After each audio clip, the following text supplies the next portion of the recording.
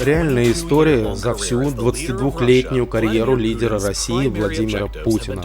Главные цели Владимира Путина – перевернуть итоги холодной войны, восстановив положение России глобально, восстановить господство Кремля на осколках бывшего Советского Союза и противостоять растущему влиянию США и НАТО. Он использовал множество инструментов для достижения этих целей, но ни один из них не был более эффективным, чем уникальная и очень ценная геология России. На просторах России, простирающихся от Балтийского моря на западе до Тихого океана на востоке, Москва обладает и добывает полезные ископаемые. Она обладает огромными запасами природного газа и нефти и добывает их в огромных количествах. В настоящее время Россия является крупнейшим в мире экспортером газа и вторым по величине экспортером нефти, уступая лишь Саудовской Аравии. Россия является энергетической сверхдержавой, и именно продажа этих энергоресурсов за рубеж является буквальной основой современного российского государства и всех целей Путина, включая продолжающуюся войну на Украине, поскольку они обеспечивают до 40-50% российского бюджета и около 30% ВВП. Именно поэтому покойный сенатор США Джон Маккейн однажды высмеял Россию как не более чем бензоколонку, маскирующуюся под страну. И эта бензоколонка продает большую часть своих товаров в Европу. Половину российского экспорта нефти и почти 3/4 природного газа идут на запад в направлении Европы. Все экспортируется на запад в Европу, что в конечном итоге означает, что Россия поставляет примерно 35% природного газа в Евросоюз и 25% нефти.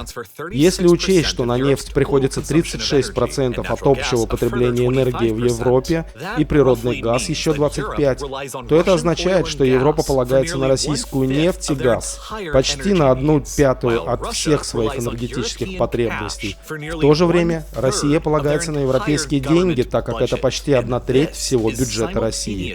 И это одновременно самая большая сила и самая большая слабость России. Все агрессивные действия, которые путинская Россия предпринимала в последнее время, начиная с нынешнего вторжения на Украину и заканчивая аннексией Крыма более 8 лет назад, вторжением в Грузию 14 лет назад, завоеванием Чечни более 20 лет назад, определяется постоянно меняющимся геополитическим расчетом этой силы. Геология России и бывшего Советского Союза – это самое важное, что необходимо понимать о мысленных процессах и стратегиях Владимира Путина и зарождающейся в 21 веке холодной войны между его Россией и Соединенными Штатами. Когда Советский Союз внезапно распался более 3 десятилетий назад, бывшая империя, существовавшая в том или ином виде на 1/6 части земной суши, распалась на 15 новых независимых стран.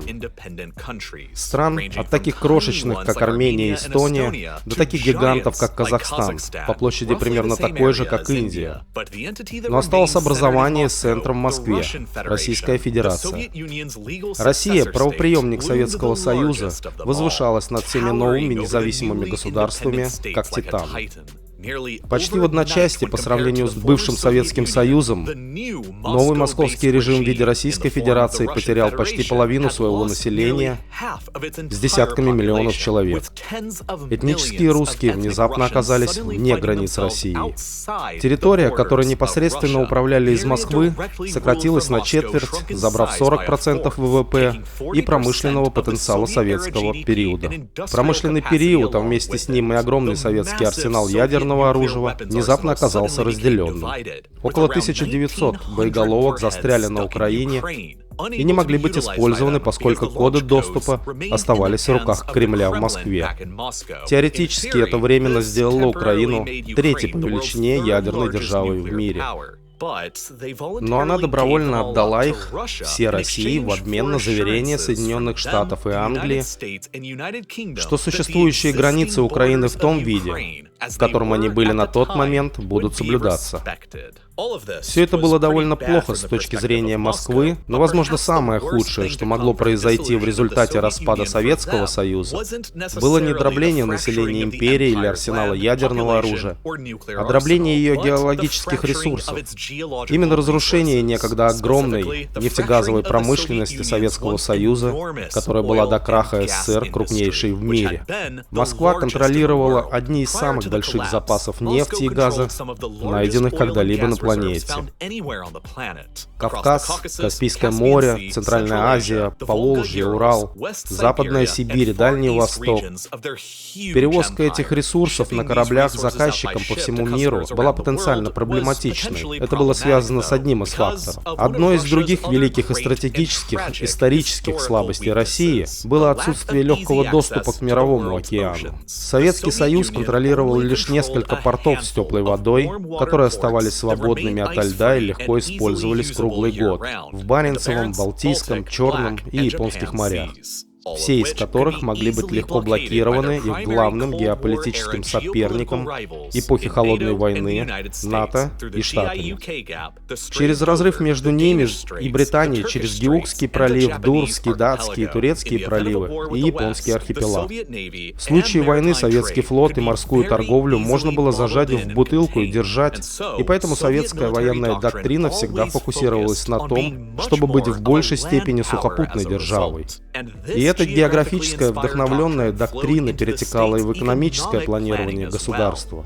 Прекрасно зная эти географические ограничения на торговлю нефтью и газом в открытом море, Советский Союз построил массивную систему трубопроводов по всей своей огромной территории, соединив жаждущие энергии европейские экономики на Западе. Непосредственно с их огромными географическими формациями вокруг Каспийского Поволжья, Урала и Западной Сибири на востоке. С редким внутренними ресурсами газа и нефти, это имело самый логичный географический и экономический смысл для самих стран Европы.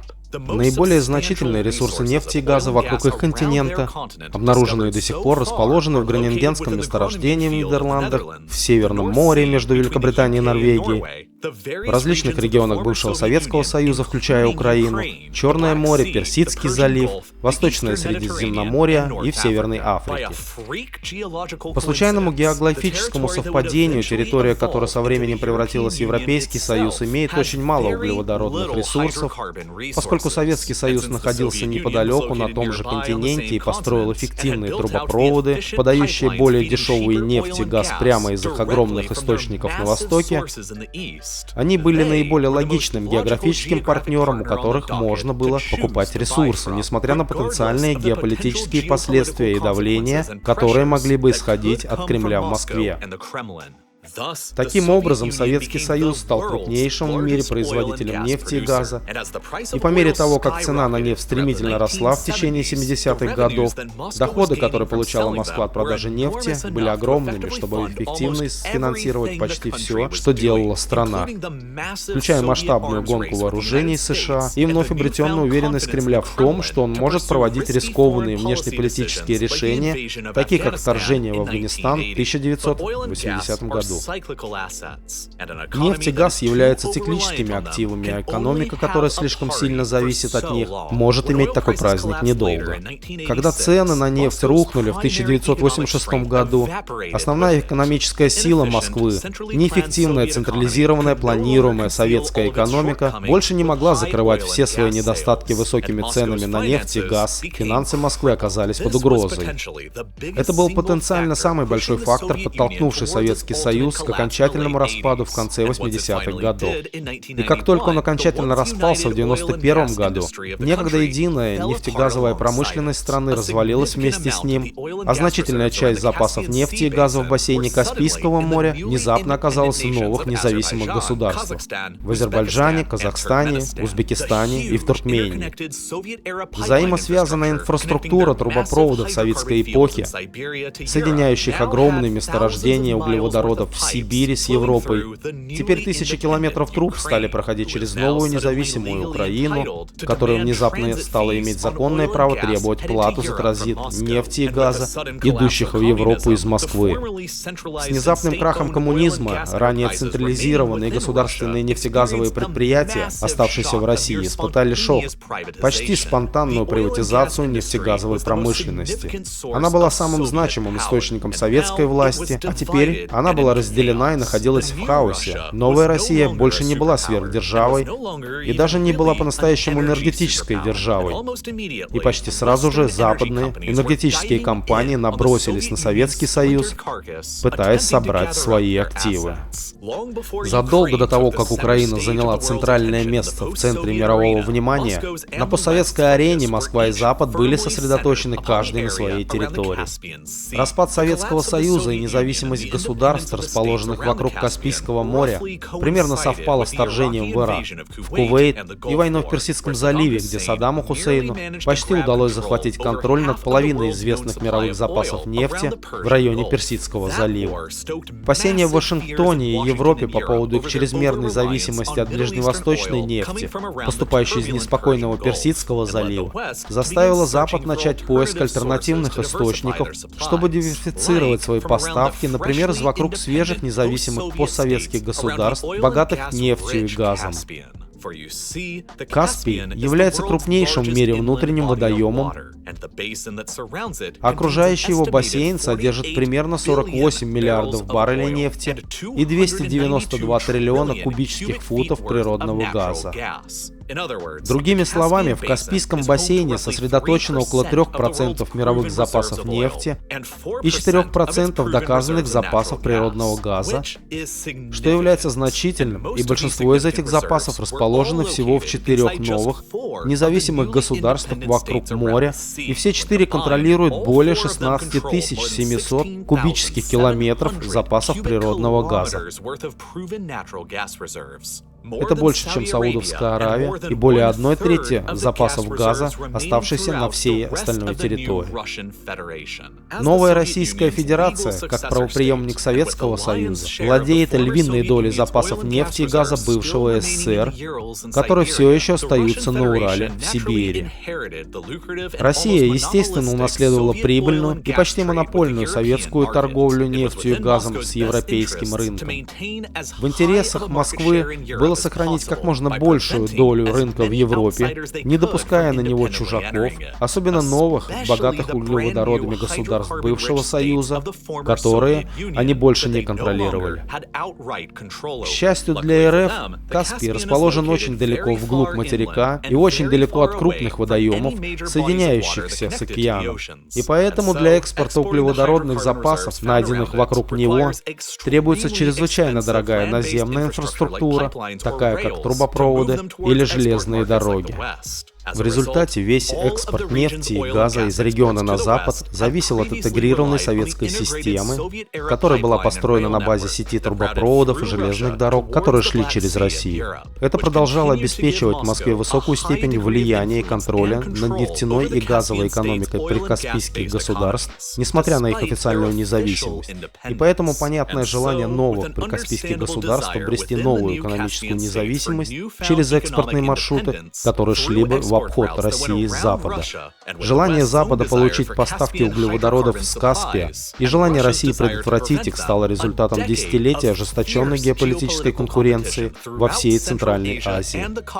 Казахстан в конечном итоге привлек консилиум нефтяных компаний для строительства Каспийского трубопровода, соединяющего их основные регионы нефтяных месторождений через юг России с Черноморским портом Новороссийск, где затем нефть перегружается на танкеры и транспортируется через Турецкий пролив на мировой рынок. Но это очень важно. Российские нефтяные компании, такие как Транснефть, Роснефть и Лукойл, владеют 44% доли в этом трубопроводе, и он заканчивается в порту, контролируемой Россией. Это самый важный спасательный круг для Казахстана, чтобы доставить свои ресурсы нефти и газа на мировой рынок. Поэтому Москва все еще контролирует значительную часть казахстанской способности экспортировать нефть и газ в Европу. Казахстан также является членом оборонных и торговых союзов с Россией, таких как Организация договора о коллективной безопасности и Евразийский экономический союз. Поэтому Казахстан и бывший Советский Союз никогда не представлял реальной угрозы для рынка Москвы в Европе и ее целей. Если он когда-либо станет угрозой в будущем, существует неявная угроза того, что поскольку 25% являются этнически русскими или украинцы на севере, у Москвы уже есть готовый предлог для вторжения, чтобы освободить их. Но Азербайджан оказался в совершенно другой истории.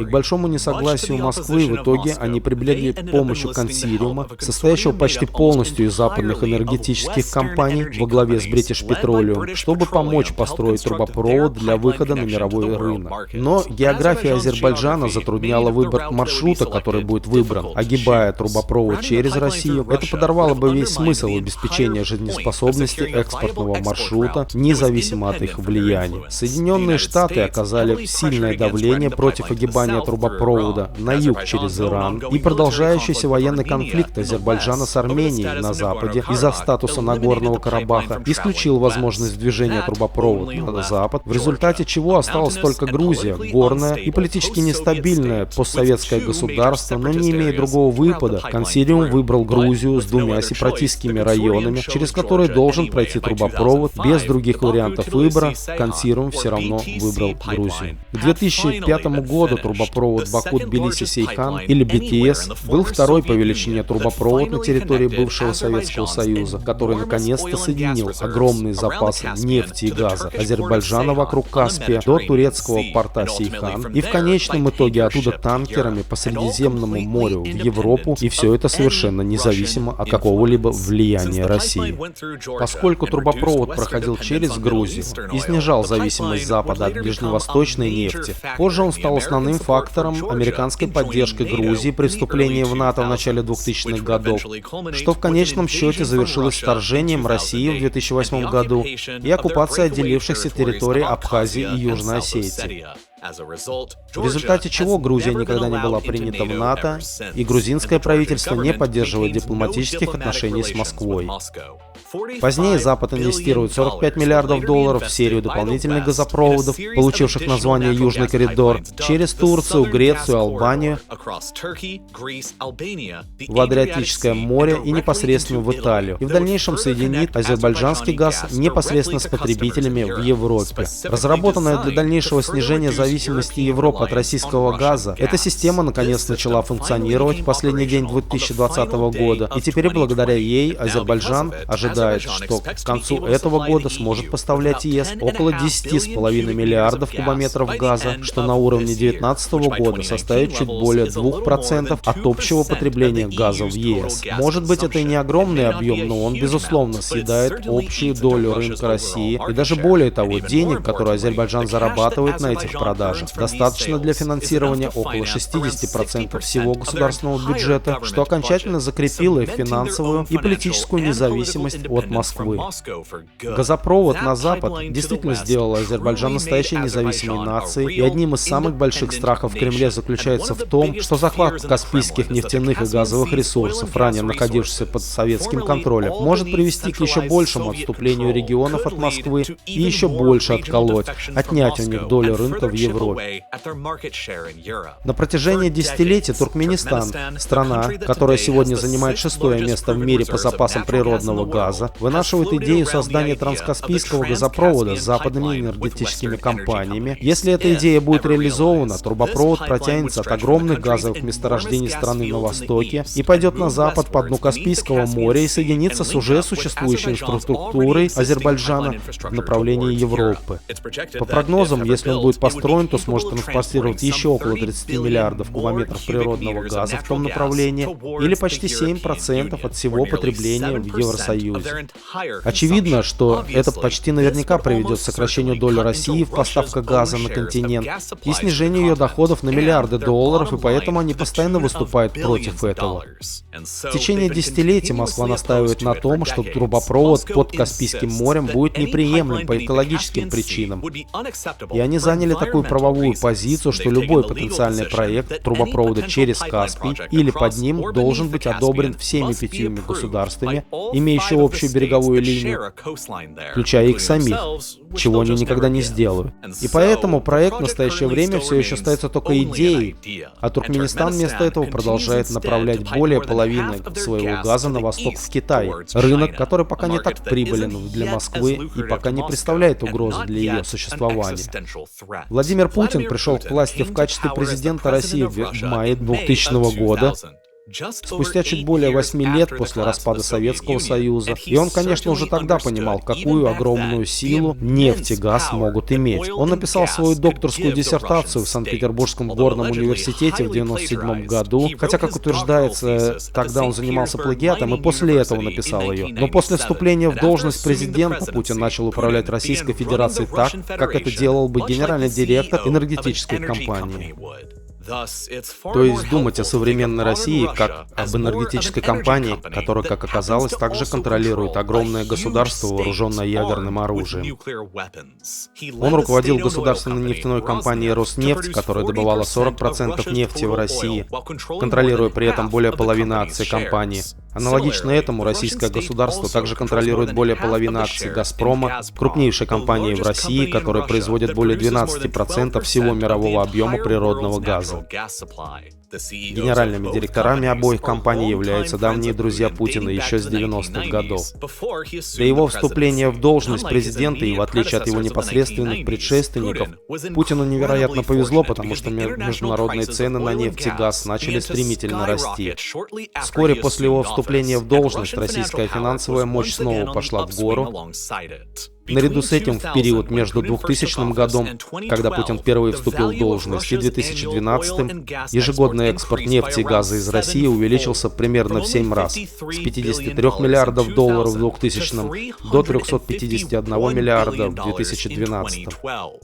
Следовательно, Путин использовал эти средства, чтобы резко увеличить годовой бюджет российских вооруженных сил почти в 9 раз, с 9,2 миллиардов долларов до 81,4 миллиардов долларов за тот же период времени, в дополнение к выплате всего непогашенного долга Советского Союза и освобождению своих амбиций во всем остальном постсоветском мире.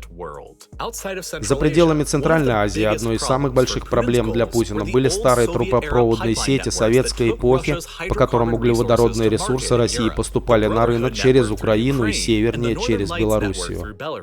Белоруссия оставалась эффективным марионеточным государством Кремля, и поэтому сеть «Северный поток» не вызывала особых беспокойств. В 2005 году 80% экспортируемых Россией нефти и газа в Европу по-прежнему шли через Украину, потому что эта сеть просто имела самую высокую пропускную способность. В то время, когда Украина и Россия были частью одной страны, проблем не было. Теперь, когда это не так, это имело большее значение и стало иметь еще большее значение после 2005 года, после Оранжевой революции и прихода к власти прозападного Виктора Ющенко в качестве президента. Россия потребовала, чтобы Украина передала ей право собственности на всю сеть трубопроводов, что было решительно отвергнуто новым прозападным правительством Ющенко. В то время как Украина по-прежнему зависела от импорта российского природного газа для большей части собственного потребления. Дважды во время зим 2006 и 2009 годов Россия стратегически наказывала Украину и оказывала политическое давление, временно прекращая поставки газа именно тогда, когда они больше всего в нем нуждались. И в обоих случаях Москва обвиняла украинцев в перекачке газа, идущего по трубам, которые предназначались для Европы.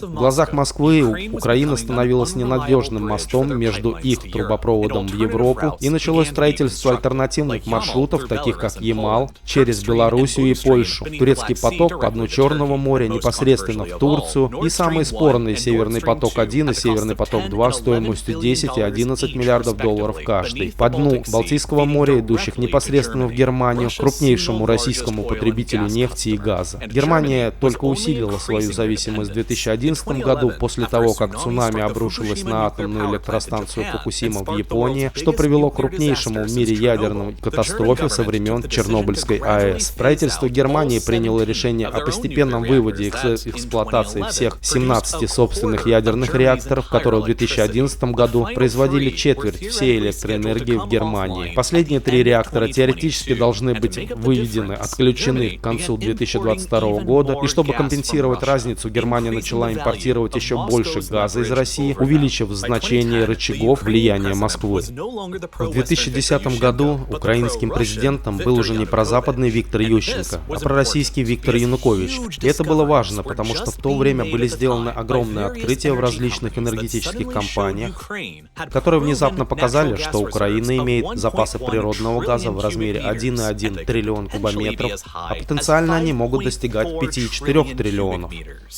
Сосредоточенные в богатых геологических месторождениями вокруг шельфа Крыма, Азовского моря, Западных Карпат и Днепродонецкого разлома на севере-востоке, где находится более 80% из них. Эти открытия в начале 2010-х годов неожиданно показали, что Украина занимает 2-е место в Европе по объему разведанных запасов природного газа после Норвегии, 2-й по величине экспортер газа в Европу после России, и обеспечивает примерно 19% от общего объема поставок в Евросоюз. А Украина потенциально имеет в 3,5 раза больше природного газа, чем Норвегия. Плюс одной из крупнейших в мире трубопроводных сетей советской эпохи. Уже построенная сеть через всю страну прямо в Европу, Украина могла бы легко и просто внезапно стать огромным поставщиком природного газа и сократить доходы России на десятки, если не на сотни миллиардов долларов на крупнейшем рынке. Более того, газовая инфраструктура Украины также включает хранилища, способные вместить более 31 миллиарда кубометров газа, и они были сильно недоиспользованы в течение десятилетий, в то время как весь Европейский Союз в настоящее время может хранить только 100 миллиардов кубометров, и поэтому, если Украина когда-либо присоединится к ЕС, они увеличат свои возможности по хранению газа на треть и тем самым значительно уменьшат способность Москвы давить на европейские правительства в зимний период, именно тогда, когда они больше всего нуждаются в газе. Украина в то время не имела технологий или оборудования, чтобы действительно бороться за любой из этих запасов, а их президент в то время был тесно связан с Кремлем, так что страха в Москве не было. Проблемы начались в 2011 году, в сентябре. В 2011 году украинское правительство подписало соглашение с компанией ExxonMobil о разведке запасов сланцевого газа по всей стране. В январе 2013 они подписали еще одну сделку на сумму 10 миллиардов долларов с компанией Shell на разведку юстицкого газового месторождения в Донбассе, а позже, в том же году в ноябре, они подписали еще одно соглашение на 10 миллиардов долларов с компанией Chevron для разведки месторождений на Крайнем Западе, вблизи Карпат. Западные энергетические компании стремительно продвигались вперед, чтобы раскрыть газовый потенциал Украины так же, как они это делали вокруг Каспийского моря десятилетия ранее. И вдруг в начале февраля следующего 2014 года в самой Украине произошла огромная политическая революция. Пророссийский украинский президент в то время должен был подписать соглашение об ассоциации с Европейским Союзом, внезапно отказался в последний момент, предпочтя предложение от Путина и на более дешевые цены на газ на 30% для его страны и 15 миллиардов долларов в помощь Киеву. Киев взорвался революцией, режим Януковича был свергнут, сам он бежал в Россию, и к власти в стране неожиданно пришел новый, очень прозападный режим Украины. Почти в одночасье Украина превратилась в самую большую угрозу газовой монополии России в Европе. А Путин, энергетический директор России, никогда не смирится с этой угрозой. Высокие цены на нефть и газ были в то время, и Путин отдал приказ о вторжении на Украину. Российские войска появились в Крыму и присоединили полуостров к России, забрав с собой значительную часть украинской разведки и потенциально морских запасов газа. В то же время российские солдаты начали выступать на стороне пророссийских сепаратистов в регионе Донбасса, на востоке Украины, значительная часть которой находилась непосредственно на Днепре, на Донецком разломе, Юзицкое месторождение, на которое за год до этого Shell подписала 10-миллиардную сделку. Путин может оправдывать эти нападения на Украину так называемым освобождением Крыма и Донбасса, защищая русскоязычных, но это также не помешало тому, что эти нападения ликвидировали доступ к большому потенциалу Украины. К концу года компании Exxon, Shell и Chevron отказались от своих проектов в Украине, ссылаясь на новые проекты и на рискованную политическую обстановку. Так Россия фактически поставила на колени свою самую большую угрозу доминирования на европейском газовом рынке. Хотя эта цель была технически успешной, финансы России сильно пострадали. Цены на нефть и газ начали падать уже через несколько месяцев после вторжения, и западные санкции стали нацелены на конкретные российские нефтегазовые проекты, для доступа к которым требовались западные технологии, такие как формация в Сибири, в Сахалине, в Арктике. Но за годы после 2014 года Россия сохранила свое удушающее влияние на европейские рынки нефти и газа, а ее государственный бюджет не пострадал. В результате, после финансового краха, произошедшего в марте-апреле 2020 года, цена на нефть упала настолько низко, что она достигла отрицательной отметки в 37 центов за баррель, но с тех пор цены на нефть и газ постоянно поднимались до самого высокого уровня за последние десятилетия. И цена на нефть, наконец, восстановилась до уровня 2014 года к февралю 2022, в том самом месяце, когда Владимир Путин решил начать полномасштабное вторжение на Украину. Москва всегда принимает более рискованные внешнеполитические решения, когда цены на нефть и газ высоки, начиная с Крыма, Грузии и даже Афганистана в советскую эпоху. Так что это не должно было стать неожиданностью. Сейчас, спустя более чем 3 месяца после вторжения, военные цели Путина вполне ясны. Он пытается завоевать и оккупировать регион Донбасса и Харькова, а также все побережье Украины на Черном море, превратив то, что осталось от Украины, в государство, не имеющего выхода к морю. Если он преуспеет в этом, Украина будет финансово искалечена с потерей всех ее портов и способности экспортировать ресурсы по морю, потерей всех ее запасов природного газа и потерей всего угля, почти всего угля, который также в основном находится на Донбассе. Это война за ресурсы и желание России сохранить свою монополию в Европе любой ценой. И стремление самого Путина на протяжении десятилетий восстановить влияние России над бывшим Советским Союзом и вернуть России статус крупного мировой державы. Путин утверждает, что русские и украинцы — это один и тот же народ. Но вторжение на Украину он серьезно просчитался и почти наверняка провалит все свои цели. Путин может завоевать украинские земли и лишить Украину возможности когда-либо быть экономической угрозой для его режима. Но он также совершил величайший акт в истории, упустив лес за деревьями.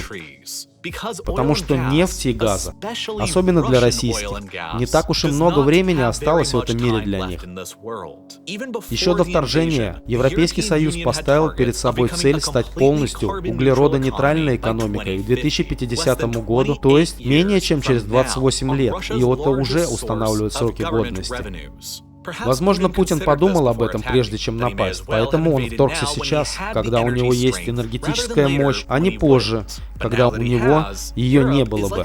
Европа, вероятно, будет наращивать свои альтернативные источники энергии гораздо более быстрыми темпами, как для климата, так и для себя. В целях экономической безопасности Франция строит новые ядерные реакторы, Германия обсуждает возможность продления работы своих реакторов. Штаты резко увеличили экспорт сжиженного газа на континент. Страны Балтики уже прекратили импорт российской нефти и газа. Евросоюз рассчитывает полностью отменить строительство газопровода «Северный поток-2», который должен был удвоить импорт газа из России, и планирует в конечном итоге полностью отказаться от импорта российского газа. В течение многих лет сила России заключалась в нефти и газе, но нефть и газ будет играть все меньшую роль в течение этого столетия, и их основной европейский рынок, обеспечивающий треть всего государственного бюджета, быстро истощается, и Россия нуждается в Европе больше, чем Европа в России. Россия может быть в состоянии развернуться с помощью новых трубопроводов и экспорта газа в Китай, Индию и более бедные страны бывшего Советского Союза, но маловероятно, что они смогут компенсировать разницу с Европой, потому что они просто не так географически рядом с огромными геологическими источниками России, и поэтому они просто будут не столь экономически конкурентоспособны. У России пока нет трубопроводов, соединяющих Китай с ее огромными газовыми месторождениями в Западной Сибири. Строительство новых трубопроводов в Китай из этих источников будет дорогостоящими и займет много времени, и в конечном итоге Китай будет в лучшем экономическом положении, чтобы требовать более дешевый газ со скидкой от России, которая уже не в состоянии будет ничего продать Европе. Поэтому нефть и газ могут быть самой большой силой России, но это также и самая большая ответственность. И если Москва окажется не способной правильно развернуться после катастрофы этой войны, то это станет ее слабостью до конца 21 века. Все, что делает путинская Россия, вращается вокруг геологии бывшего Советского Союза. Просто взгляните на этот график, который показывает цены на нефть и газ с 1946 года, и рассмотрите основные события современной российской истории в 60-х и начале 70-х годов прошлого века. Советский Союз находился в стагнации в начале 1970-х годов, потом взорвался в мощь и с уверенностью вторгся в Афганистан в 80-х. В 89-х годах советские войска вывели из Афганистана, а в 1991 году страна распалась. В течение 90-х годов Россия находилась в состоянии стагнации. В 2008-м Россия вторглась в Грузию, в 2014 году вторглась в Украину и аннексировала Крым. Во второй половине десятых годов и в начале 20-х годов Россия начала военные интервенции за рубежом, в Сирии, в Центральной Африканской Республике. И, наконец, здесь Россия вторглась в Украину. Взаимосвязь между геологией и географией России с одной стороны, и ее способность и готовность вести войны и инициировать конфликты с другой, напрямую связаны. Но, к сожалению, если бы я делал видео, освещающие войны и конфликты, алгоритмы YouTube, их жесткость и противоречивый характер означали бы, что они не стали бы монетизироваться и станут ограничены по возрасту, и в результате YouTube не будет продвигать их для вас, и вы просто не сможете увидеть их здесь. Поэтому вместо этого я создал еще одно полнометражное видео-компаньона к этому видео в моей серии «Современный конфликт», примерно такой же длины, как и это видео, которое охватывает весь ход событий, объясняет военное вмешательство за рубежом, сирийскую гражданскую войну. Далее, друзья, у нас идет реклама сайта, подписки Real Life. Рекомендую, загляните к ним на страничку, ссылка в описании к этому видосу, подписывайтесь на них, они пилят обалденный контент с миллионными просмотрами. Ну и, конечно, убедитесь, что подписаны на мой канал. Если интересен контент подобного типа, шумите в комментариях, что хотите видеть, я сделаю. Если интересно, будем продолжать двигаться, так что подписывайтесь на канал, жмите колокол, пишите, что будем смотреть. Как всегда, спасибо большое за просмотр, всем нам мира, пока, друзья, всего доброго. And as always, thank you so much for watching.